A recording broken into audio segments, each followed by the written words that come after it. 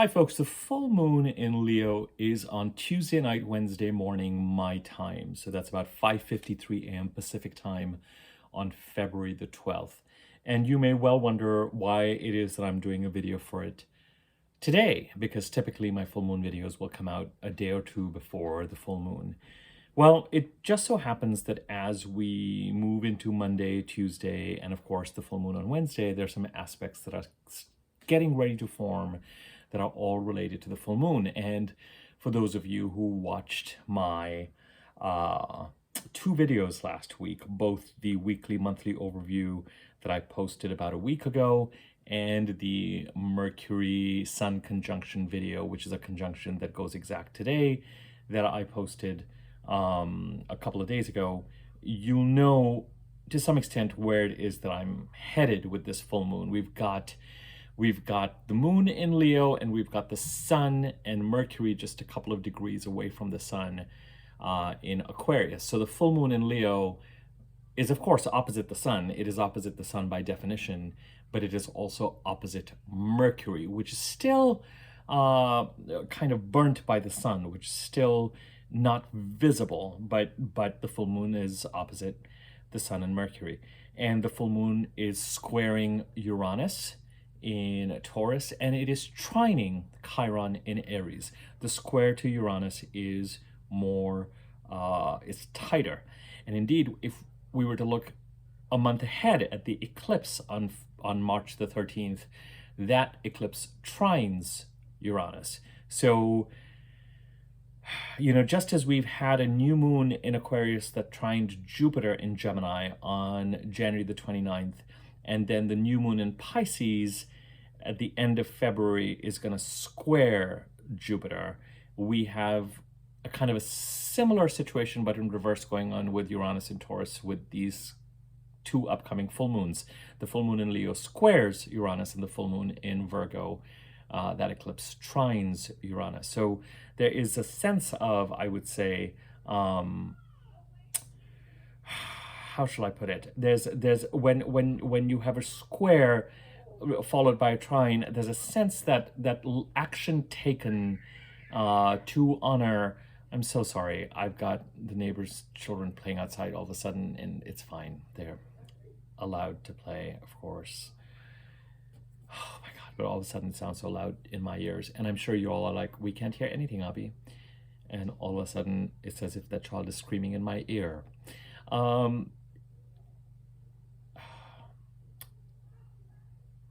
I think I hear them going away.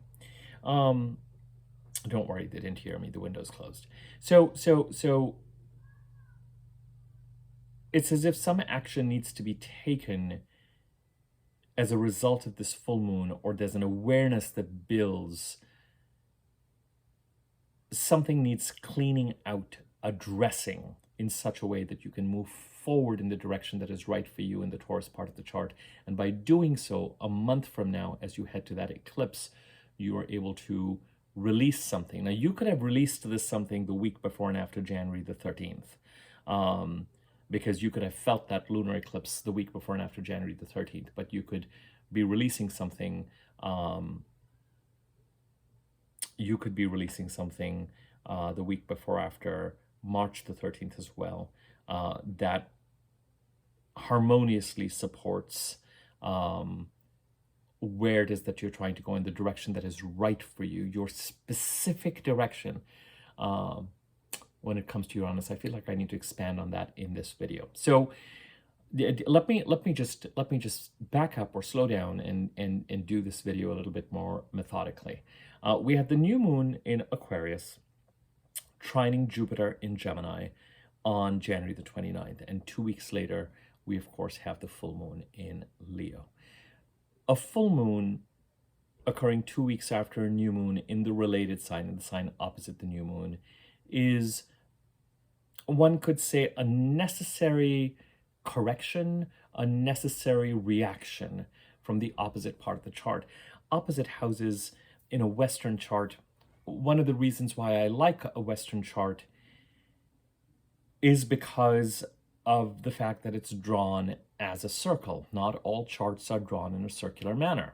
Those of you who are familiar with other astrological traditions know that not all charts are drawn in a circular manner, placing the Earth at the center and then placing all the planets and the horizons and the midheaven, etc., placing all of those in relationship to where we are at on planet Earth at a given time and at a given location and in a given place. So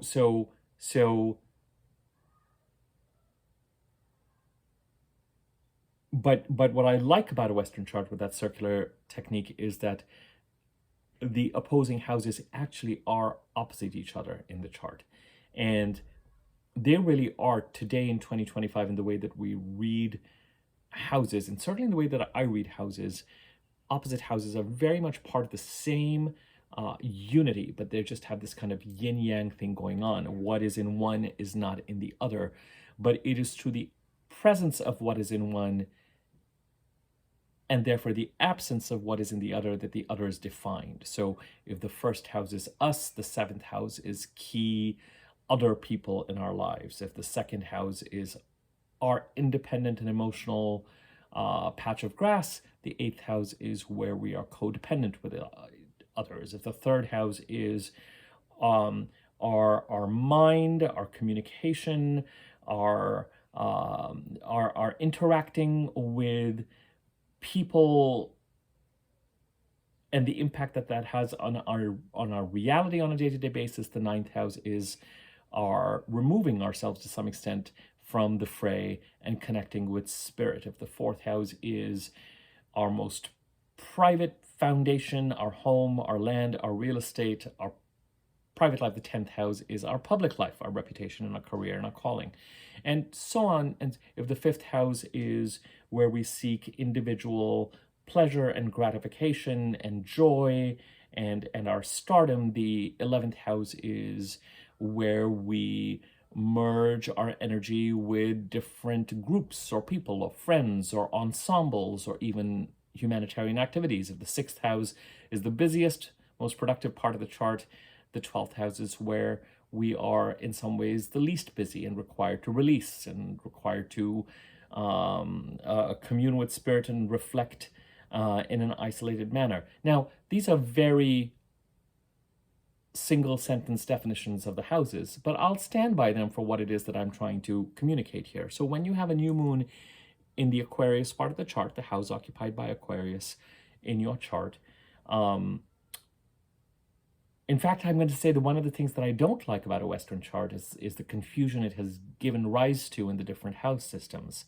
I use whole signs, WHOLE, which is what a lot of other older traditions use as well. And with whole signs, we would just look at the sign that was rising in the east, and we would just place that whole sign into the first house. The first house does not start where the eastern horizon is placed. So if your eastern horizon is 17 degrees of Virgo, your first house in certain house systems now, because of the way the chart is drawn, that's when the first house starts, and sort of given rise to this multiplicity of house systems that, to be perfectly honest with you, now, a lot of people get very militant about house systems and the way charts are drawn. And I'm just like, you know what, as I've said to you before, read 1,000 charts using a particular house system, and enough data will emerge that you will make sense of it. I think that with house systems that are not whole sign, the tail has started to wag the dog. The shape of the chart has kind of started to dictate where the houses are drawn, and it doesn't quite, just my opinion, it doesn't quite make sense. But again, I'm not trying to take us down that discussion, but it's more when I say the house occupied by Aquarius in your chart, the new moon is there trying to create, bringing the Aquarius part of the chart into alignment, will likely lead to Jupiter being able to end a 12, 13-year cycle, start a 12, 13-year cycle in the Gemini part of the chart. Jupiter is now direct, and till June the 8th, 9th, when it leaves Gemini, it is going to be direct the entire way. And it's probably going to start to gather more and more speed as we head to the middle of the year. And so that part of it is fine. And bringing the Aquarius part of the chart into alignment has been a slightly complicated affair, given the fact that Mercury has been so close to the Sun during this time. So I suspect that it's as we start to now move forward and Mercury starts to separate from the Sun, I suspect that the dust will settle and start to settle with regard to bringing the Aquarius part of the chart into alignment in about a week or two. That's when I think that process will start, even though by then we may well be in sort of Pisces season more fully. I think we're still trying to mentally sort out. I think there's still things that are very interior that are occurring in the Aquarius part of the chart. That said, it does make me wonder as we head to the Leo full moon, which is in the opposite part of the chart, makes me wonder as we head to Tuesday, Wednesday, what does come to a head? And when the full moon comes along in the opposite part of the chart, it's as if the opposite part of the chart gets to have a kind of a reaction. Either it's bringing something to completion, or there can be an offer, as I've said to you before. There can be visibility in a good way, temporary visibility. It's not like, oh my God, all of a sudden I've gone from having a YouTube channel of 100 people to now 1 million people as a result of a full moon. But it can bring a certain amount of visibility for a few days, especially to people associated with a house where the full moon is occurring. It can bring offers, it can bring culminations, it can bring completions. Certainly heading to the full moon, emotional energy and what I'll call kind of productive energy, busyness can sometimes increase. Now, if you're a Virgo rising and this full moon is happening in the 12th house for you, then that's a very different kind of energy increase in intensity than if you're a Leo rising and you're having this full moon in the first house. The former might mean that you actually have much less to do and you're releasing something and you're just hunkering down for the next couple of days, or especially Monday and Tuesday. You might fall a little ill. You might have a cold that you're trying to work through, or things are ending. Things are more behind the scenes. Whereas if you're a Leo rising, you may be headed to a certain kind of more direct visibility, or you might be getting ready to throw a tantrum over something. On the positive side, we have themes of visibility and completions. On just energetically, you can expect things to become just that much busier, more hectic, so that you aren't quite able to attend to everything. Things are a little bit all over the place. As I've said, it's the week after a full moon that is often the most balanced in terms of productivity. The moon is still full. Our energy is accessible to us, but it doesn't quite have the intensity of this kind of pot of milk coming to a boil. Now, the more challenging aspect of the full moon, of course, those of you who've been watching my videos know, I refer to that as the sort of the emotional wave crashing to the shore, the pot of milk coming to a boil. So there could be an intuitive or emotional flare-up, a desire to set boundaries, a desire to show someone the exit door, a desire to give someone a piece of our minds or hearts. And as I've said, if you're able to get a sense of what is going on and are able to manage full moony, and also other kind of emotional, sensual energies can get heightened, during the time of a full moon.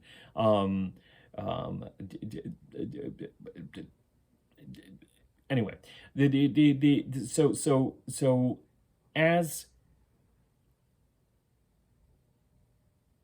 I say, if you're on the receiving end of a temper tantrum, just give the other person some grace and pay attention to what is being said, because the light of the moon is revealing something that may have been suppressed. And if you are feeling like, oh gosh, I've really got to express myself, I've got to set a boundary or something like that, and if you're able to manage that full moon energy, then you might be able to do it in a graceful way, but you're going to feel the pressure to do it. If you're not, for some reason, able to manage it, then it may be that the way it's done is emotional and ungraceful. And I would, of course, always say, uh, be wary and conscious of how you are reacting and responding to things, so that you can manage them in a way that is effective for yourself and for everybody involved, as opposed to things getting emotional in such a way that they become unnecessarily aggressive, which which rarely has a completely positive consequence. So just kind of be mindful of that. There's something about this full moon. It might be that the fact that it's occurring in Leo, but more than that, it has to do with the fact that it's opposing both the Sun and Mercury. So, and a Mercury that is not powerful. It feels like it's a kind of a roar. You might get to a point by Tuesday, Wednesday, where you do feel like you have to set a boundary, or you do feel like, in the absence of being able to make sense intellectually, because Mercury is combust, because Mercury is just coming out of a meeting or a conference with the Sun, where the Sun has kind of given Mercury the next set of downloads on which, with regard to what makes sense and how to move forward with communication, what the priorities are, and Mercury's just separating from it, that if you are not quite able to use cognition and making sense of things and communicating very logically about something, you might find that you're relying on your emotional and intuitive compass to respond to something, or to react to something, or to set a boundary on something. Now, as I've said, that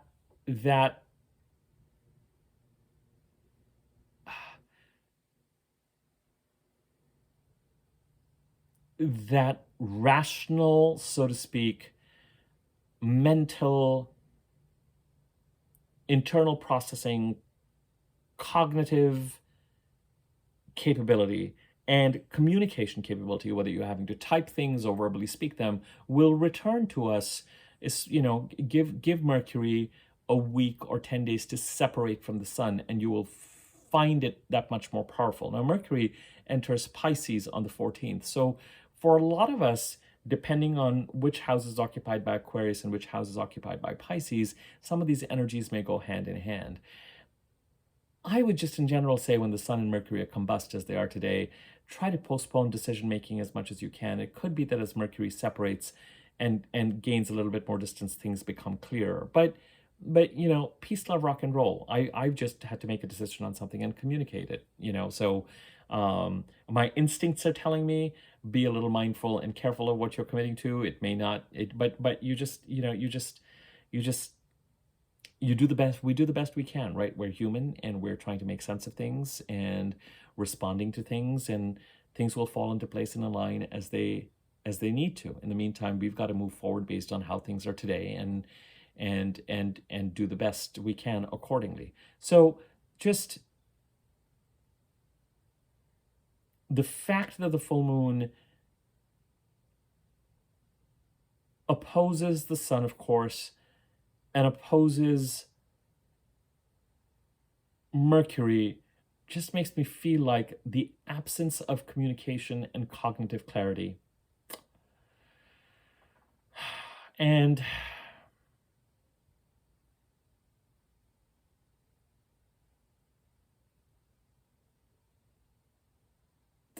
choices, we may be faced with choices. There's two things. The first one, the fact that the full moon trines Chiron in Aries is also what adds to this kind of roaring quality with this full moon, because with the trine to Chiron, and with the role Chiron has played with the last new moon solar eclipse in Aries almost a year ago, I think it was April 8th or 9th, I just feel like we're coming into our power more and more with that Chiron in Aries. And we're not quite so separated from ourselves in the Aries part of our chart as a result of this Chiron transit as we were. It is an expressive full moon. And that is such an interesting word to use, considering it is opposite a combust Mercury. So the expression may come from as I said, a much more emotional and intuitive place, may come from a feeling of, it could be that there's an offer or something that gives you visibility. It could be that choices need to be made where you are very clear and aware that there could be something that would be potentially binding you in such a way that you are not able to take the right steps towards, in the Taurus part of your chart, towards the direction that is right for you. That Taurus has been, Jupiter conjuncted Taurus on April the 20th of 2024. That's a very important and powerful conjunction. It happens every 12 or 13 years, and last time it happened was about 2010. So there's a whole ripple of that that is still playing out all the way till May. And there could be something related to this full moon where choices need to be made, where you may be very, very aware of situations that could potentially hamper your ability to be freer to move in the direction that is right for you, that feels right for you, that feels authentic for you in the Taurus part of your chart. And if you feel compelled to take some action to make sure that the train is moving in the right direction, that your train is moving in the right way, that it's on the right tracks, that you're headed to the right stations, that you're headed in the right direction, and that you are very, very aware of what you need to do to prioritize Uranus and Taurus in the Taurus part of your chart. And then you could be setting yourself up very nicely for the full moon lunar eclipse in Virgo a month from now, on March the 13th, when the full moon in Virgo trines Uranus in Taurus. There could be an element of a crossroads. Very much so. There could be an awareness. There could be an awareness of, depending on where Aquarius sits in your chart, you may be very aware of the potential for certain manifestations that could be binding. I say this because Pluto is also in Aquarius. And Pluto, in his first few years of transiting Aquarius, is trying to unshackle us from relationships and situations that are outmoded for us, that are no longer relevant, that don't carry, that are not right for us. And so there could very much be, and because the new moon in Aquarius trined Jupiter in Gemini, there could very much be this awareness of, well, this new moon in February could bring in, could usher in, could plant seeds. Remember that with new moons, there's an element of seed planting, so that as time then moves forward from the new moon, especially as you're headed to the full moon 6 months down the line after a new moon, that's when certain things can come to fruition. Or it's very important with the new moon to be in action and to take advantage of opportunities. With the new moon, I always say within 48 hours to a week to 2 weeks. You don't always have to wait 2 weeks. Sometimes within 48 to 72 hours, if it's a new moon and not an eclipse, a subtle yet unmistakable door can open, or the heavens can drop something in your lap that you need to respond to, that you need to act on, that you need to take some action towards. And taking that action, gradually speaking, then that seed can grow. There could also be a feeling that old energies that Pluto is trying to remove are also very much in the works in the Aquarius part of the chart. And so by the time we get this full moon in Leo that is getting support from Chiron, we are healing any wounds that has sapped away our sense of self, or our sense of self-confidence, or our ability to act wholly with integrity towards ourselves. We are tapping into that healing energy, that greater self-empowerment energy, to express ourselves. Part of this expression might be an awareness of needing to set boundaries with regard to relationships or situations that are now outmoded, that Pluto is trying to outdo. And part of it may be that situations are coming up that make you think about, what do I need to do to keep myself open to how these seeds in the Aquarius part of the chart are going to grow in such a way that they honor my own Uranian path in the Taurus part of the chart, and they support Jupiter, which was just about stationary when that new moon occurred in Aquarius. They support Jupiter, creating the endings and new beginnings, ending a 12-13-year cycle, starting a 12-13-year cycle in the Gemini part of the chart as well.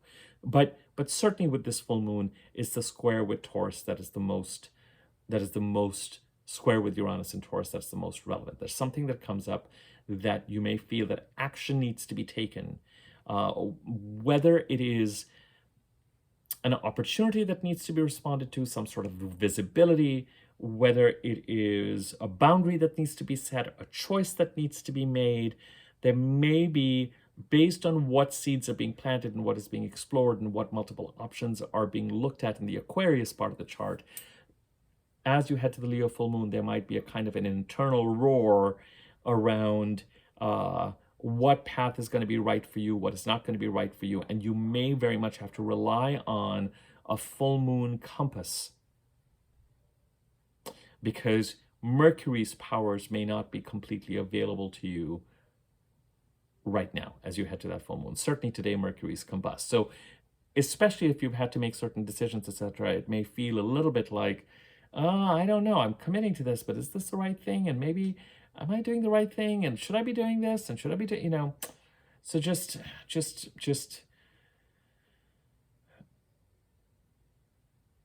yeah. But that full moon in Leo, as I said, it does trine Chiron, square Uranus. It's not without meaning. It's not an unaspected full moon. And it's a Leo full moon. Leo is ruled by the sun. The sun is in Aquarius, ruled by Uranus, which is in Taurus. Venus is in Aries, ruled by the sun. So Venus and the sun are kind of co-dispositors on that angle. Aquarius is also ruled by Saturn in Pisces. Neptune is in Pisces as another dispositor. And Jupiter's in Gemini. Mercury's in Aquarius. Wow. It kind of ties together all the different houses that I was mentioning when we start to look at things like rulers and rulerships and dispositors of this chart. The Aquarius part of the chart, the Pisces part of the chart, the Aries part of the chart, the Gemini part of the chart. Yeah, I think that's largely it. There's going to be, on Monday, on the 8th, Mercury squares Uranus. On Tuesday, the sun squares Uranus. And then on Wednesday morning, we have the full moon squaring Uranus. So if I were to be thinking about doing a weekly overview, 75% of the aspects that are occurring next week are all related to this full moon. So I was like, let me just do the full moon video now, because Mercury squaring Uranus, the sun squaring Uranus, and the full moon, we're already in that energy. There's a lot. This full moon could very much have a kind of a crossroads quality to it. And you might find that you're inspired to roar out. And please don't, if you need to be assertive, try to be as politely assertive as you need to be. There are ways to do things. Just because I'm using the word roar is not my giving anybody the okay to be aggressive in any way. So please be clear about that. But it is a full moon in Leo. It is squaring Uranus. It is trining Chiron. It does have this emotional, intuitive, and it is staring down, as full moons do, the sun, of course, and Mercury.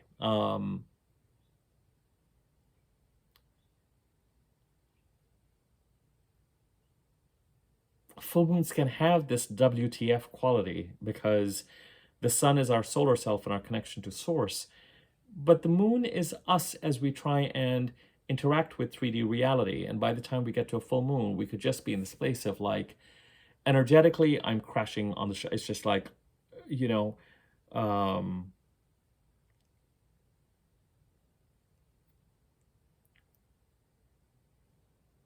it's a full moon.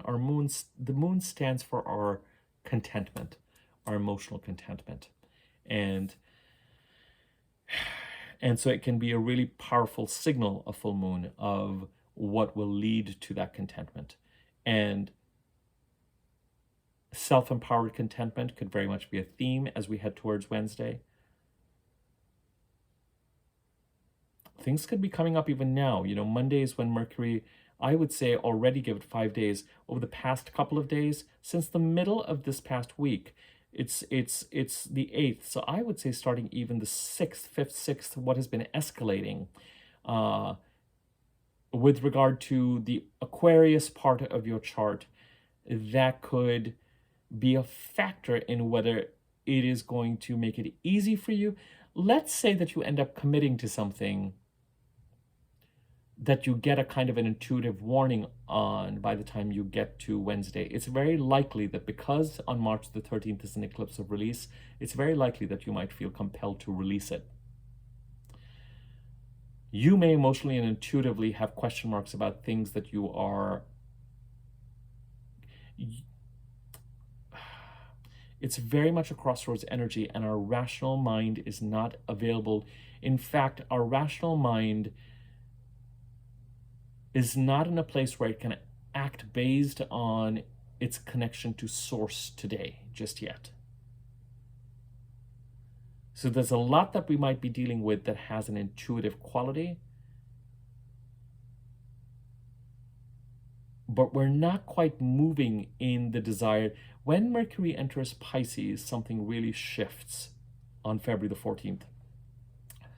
You know, from February the 14th all the way, I think, till the end of April, then we have a personal planet in the sign of Pisces, interacting directly with Saturn on Neptune or the North Node.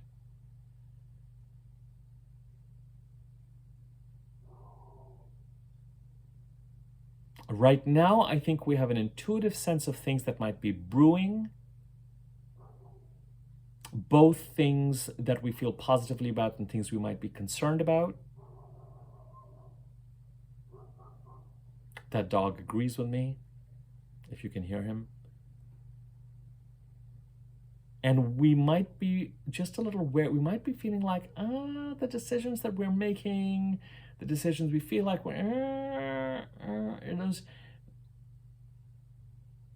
By the time you get to Tuesday, Wednesday, you might be very, very clear about, you might feel much clearer about where you need to draw the line, set the boundary, whether you're actually making the right decisions. And if you do end up making a decision that intuitively does not feel completely right for you, just make sure that as you move forward, you're honoring having the time. Know what your priority is. And your priority in this chart, and even in the Virgo full moon lunar eclipse chart, is Uranus in Taurus. And with Uranus, if I haven't said this to you before, or if you have not heard me say this to you before, because I have said it in my videos, it is very much our path, our way of getting to a particular destination, which does not have to be everyone's way. You know, I live in Los Angeles, and there is always kind of a conventional way for people who are trying to break into the film industry. You know, you're going to do this, and you're going to do this, and you're going to get your co-stars, and then you get your guest stars, and then you get you may be a season regular, and you might be this, and you might be, there's a way, and yet then someone may end up being a local hire in Albuquerque and find that they bypass that entire process and become a guest star, or someone, the right breakdown finds the right person sitting in San Francisco and they end up being part, you know, it's that very often with Uranus, the word that is used is unconventional. But it's unconventional because it's your path. It's a little bit like you meet with 2 or 3 different teachers, and one is very, very famous and is supposed to be amazing, and one maybe not so, and what, but you base your decision on what it feels like to meet with them. Intuition is very important with Uranus. And also, how and who you are in full expression in the house occupied by Taurus in your chart is not the same as anybody else. So if Taurus occupies your 7th house, which would make you a Scorpio rising, Uranus's presence there is encouraging you to find and attract the right contracts, the right partners, the right people to be in contract and relationship, whether it's personal, professional. If you are a painter and you're looking for the right gallery,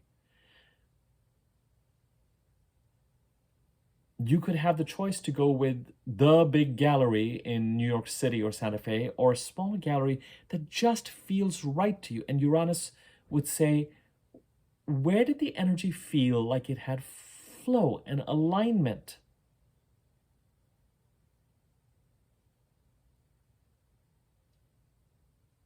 And sometimes when you hear, have you seen La La Land? That's sort of the classic example of someone who's trying to do something in the conventional way, and then something happens and she kind of does her own show and gets seen. Now that, listen, that does not happen that often, but it's a similar principle of what is your,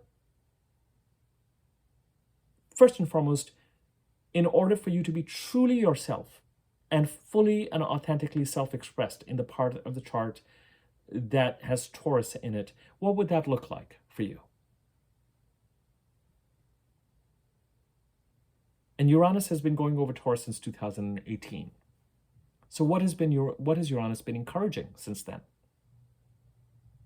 How has Uranus been helping you keep appointments that feel like, oh, these are authentic to me, these are right for me? This is my path. The most disturbing part about Uranus can be that they may not be conventional. So you might be thinking, oh, should I have gone with that big gallery? And should I have gone with that big thing? And should I have gone with it? As opposed to what you think is right for you. I mean, the best way I can describe Uranus's energy in some ways, in a way that we, at least when we are more conscious, may apply it, is who we decide to date or who we decide to be in relationship with. Beyond a certain point, after a certain experience, after a certain age, I would hope that most of us are really thinking about, if we're looking at some sort of a long-term partnership, is this person right for me? It doesn't matter if they are conventionally amazing in this way, that way, or that way, this way, because we've dealt with the experiences of people who are conventionally this or that, but may not be the right fit. It's a question of how does this road open up for me? Who am I in this part of the chart, authentically? And Uranus is trying to connect you with those breadcrumbs. In the 11th house, the right friends, the right networks, the right groups, the right philanthropic work. Uranus going over the 8th can often liberate us, free us from codependencies or shackles, or give us an inheritance. Or Uranus going over the 4th can mean that we're really being aligned with home or land or real estate, or a home situation or a living situation, the way we are decorating things in a way that is right for us.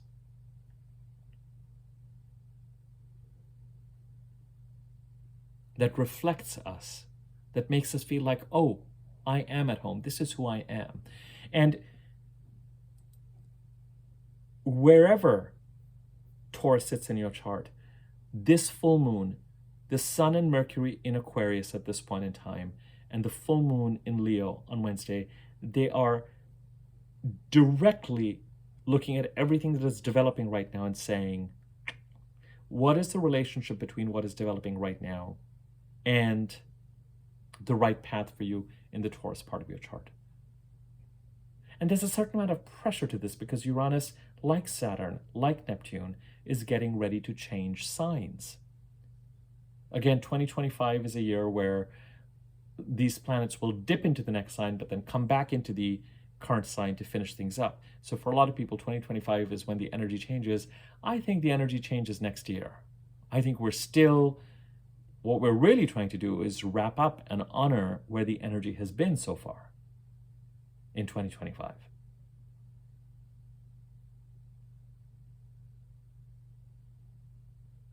We may be getting ready to make certain commitments. We may be operating because the Sun and Mercury are meeting up today or have met up today. We may, till today, have been operating under a certain pattern.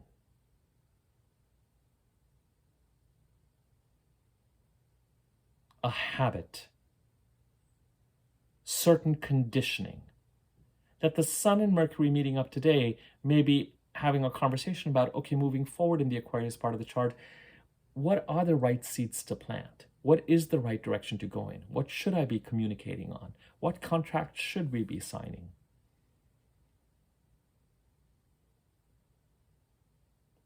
What is the right direction to take? Pluto is in Aquarius, trying to, in his initial years, for at least 2 or 3 or 4 years, 5 years even, trying to remove the old so that Pluto till 2042 can manifest what is best for us in the Aquarius part of our chart. And so we may be sitting on some kind of crossroads-like decisions right now. And we may be dealing with, if this full moon is going to happen in your first house or your second house, if you're a Cancer rising or a Leo rising, then crossroads or no crossroads, you may also be dealing with relationship issues, whether it is with family or committed partners, or there may be, you may have a reaction to something that somebody else is doing. Or you feel that, and it may come from an intuitive place. But it may also be tinged with this idea of what is it that you need to do in order to make sure that you can keep moving forward in the right direction for yourself in the Taurus part of your chart. And you will be supported by Chiron. You will be empowered to do so. And by doing it, by the time you get to the full moon, lunar eclipse in Virgo, energies from the week before and after January the 13th will pick up again, so that you can continue to release whatever you need to in the Virgo part of the chart, so that it supports your ability to move in the right direction for you in the Taurus part of your chart.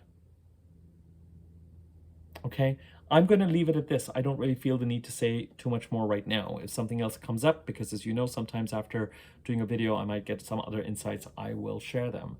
I think next, I do want to talk about next week's overview. And really, the only thing I need to talk about outside of everything we talked, the only thing left for next week is on the 14th, Mercury enters Pisces. But I do need to spend a little bit of time outlining what that means, because that ushers in this whole sort of thing that we've been talking about that's developing in March and April, with sorting out and stabilizing Pisces. Once after the 14th of February till the end of April, the personal planets are just there throughout. Mercury comes in, the Sun comes in, we have the new moon.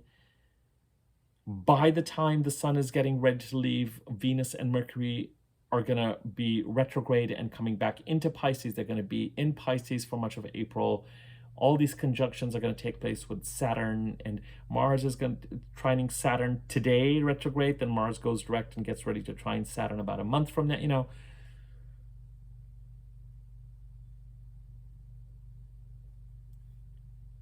We're going to be in a different place entirely, energetically, with that Mercury entering Pisces. And it does, again, give us the communication ability and the power that we need to start to use communication to stabilize the Pisces part of the chart. And then once the new moon occurs, we're really going to be in that space. Do take a look at that weekly, monthly overview that I did about a week or so ago. I know that it's about an hour long, but it did give, I think, an important overview with regard to the month of February. And with the Sun-Mercury conjunction, you can take a look at the video I did a couple of days ago with regard to how that relates to the Sagittarius-Mercury cycle. Okay, I will leave it at this. If you're interested in getting a reading with me, I have a couple of different options, a 30 to 40-minute option centered around one topic or one question or one subject, or my larger, more regular reading for 60 to 75 minutes. Please use the email address in the description box below and email me there. So I can get you the information that you need. Let me know which country you reside in. It'll save us an email back and forth. Subscribe to my YouTube channel if you haven't already. When you subscribe, there's a bell icon. When you click on the subscribe button, there's a wiggly bell on top. If you click on that, you'll be notified whenever I post a new video. There's a thanks button underneath this video. You can use that to donate to the channel, to contribute to the channel, or you can use the sort of donation information is also in the description box below. You can contribute for free to this channel by liking the video or leaving a comment, all of that. And of course, if you find my content useful and you think somebody else may enjoy it, feel free to mention the channel to them as well. Okay, I will be back in touch tomorrow or the day after with talking about Mercury in Pisces and what that starts to mean for us. Okay, take care. And yeah, watch out, you know, by the time we get to Monday, Tuesday, tomorrow, Monday, Tuesday, but especially Monday, and right now, today and tomorrow, Saturday and Sunday, at least Pacific time, the last full moon was in Cancer in the middle of January. And the moon right now, fairly large, is going over the sign of Cancer.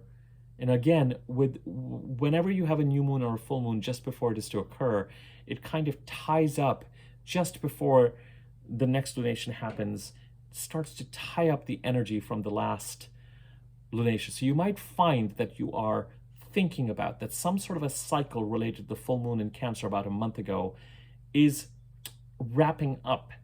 And depending on where Cancer and Leo sit in your chart, it could be really intriguing to think about how this full moon in Leo is going to build on that. I'll leave it at that. Thanks. Take care.